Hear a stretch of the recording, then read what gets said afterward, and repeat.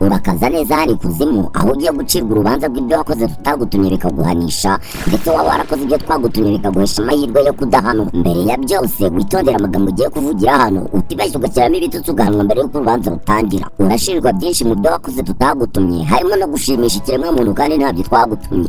Mbere ya byose ubundi amazina yawe ni aya. Young are there today. Gerageza mu byivugo reka gushyiramo ibikabyo kuko urebye nabi nabyo byaguhanisha kubera agasuzuguro. Are you ready? Cicikaho Yanga hani kuzimu nta mikino tugira, ahubwo tubwira uriteguye tukubaza ibibazo dushaka kubaza tubone twaguhana cyangwa twakubabarira. Nanjye naje kubabaza muriteguye mbahe? Uduhe ibiki? Cicika tubanze tukubaze. Knowless kuki wirirwaga mutukumutse bya wamuhoraga iki? Umukobwa baramuhanze ni igihangano uko umureba kuva ku zuru kugera ku gatafari. Ugerageza gukomeza gusebanya ntabwo ari wo muri mutwari twaragutumye ku isi. Uravuze ngo Knowless iriya tayi ntabwo ari ye niyo bamukora. Baramubaze shaho buriya ni ikibagano kiri hariya dore. Utangiye kubeshya rusoferi kuko Knowless turamuzi n'umwana mwiza ntabwo yakwihinduza. Buriya tubuno sutwe yari afite tubuno tuye nk'utwayakuze. Urakomeza gutukana hani kuzimu turaguhana urubanza rutararangira. Knowless yahoze ari mwiza turamuzi ndetse ntabwo yigeze yiga. Yari afite agasura kameze nk'akawa musobanuzi witwa Pipi. Uwo Pipi ntawe tuzi, nta muntu n'umwe twohereje ku isi witwa Pipi. Ese kukomeje kumutuka cyane we yabasa. Afite igisura shagikanga yacukura imyobo ya muviringo. Urimo urasebanya hano kandi hani kuzimu ntabwo dusebanya iyo uri gucibwa urubanza na rusoferi wawe.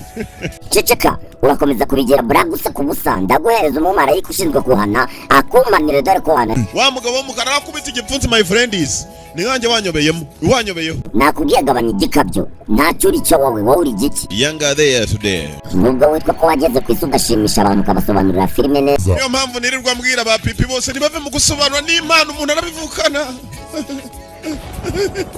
Ariko iki cyarasaze nubwo uri mubi. That's Iyo nseko ntabwo yemewe hani kuzimu. Hari igihe nseka nk'abakire mukikange. Ugeze mu isi wagendanaga na bande? N'imirimbanyi. Wibeshya kuko aho wajyaga hose nabaga nkureba kuko twajyaga duhurira no mu rugero wagiye kugura capati. Aragenda shaho uyu mugabo. Narumiwe niba ari amaguru niba ari iki. Umuntu aratarasa nk'imbata.